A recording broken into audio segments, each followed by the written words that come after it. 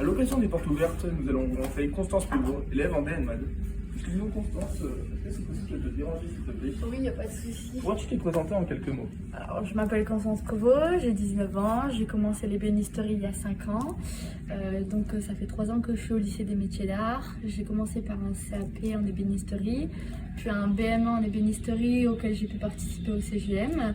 Et maintenant, je suis actuellement en première année de DNMAD.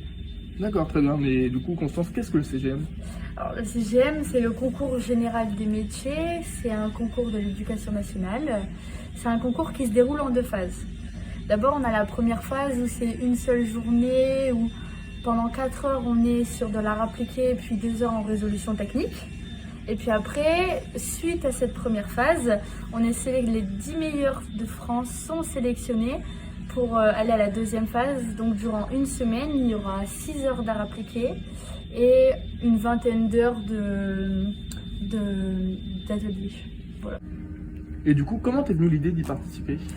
C'est tout simple, hein. Durant un cours, les professeurs ils nous en ont parlé, et ils nous ont proposé d'y participer et de ce fait-là, moi j'ai dit oui. D'accord, bah, super. Et du coup, qu'est-ce que t'as apporté le CGM? Oula, ça a apporté énormément de choses.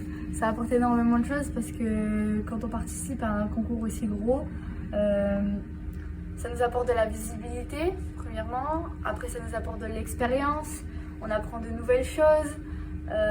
On fait des rencontres. On voit comment les autres y travaillent parce que du coup, vu qu'on n'est pas seul de notre lycée, on connaît des nouvelles personnes qui utilisent d'autres techniques au niveau de l'atelier. Donc, ça apporte énormément. Alors, et du coup, les conseilles-tu au futur BMA? Oh, bien sûr, bien sûr. C'est un concours où c'est une expérience à vivre humainement déjà.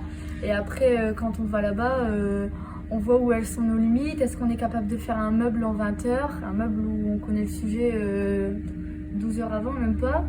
Un meuble qu'on n'a pas étudié, qu'on arrive, on le fait. Ça voit comment on est dans l'improvisme. Et en même temps, ça nous permet de voyager. Quand on est sélectionné pour aller dans un lieu, souvent c'est dans des autres lieux en France. Donc ça nous permet de voyager. Vraiment, je leur conseille parce que après, suite à ça, ils peuvent prouver qu'ils l'ont fait. Déjà, la première chose, c'est qu'ils l'ont fait. Et après, c'est prouver nos compétences surtout. Donc vraiment, je le conseille.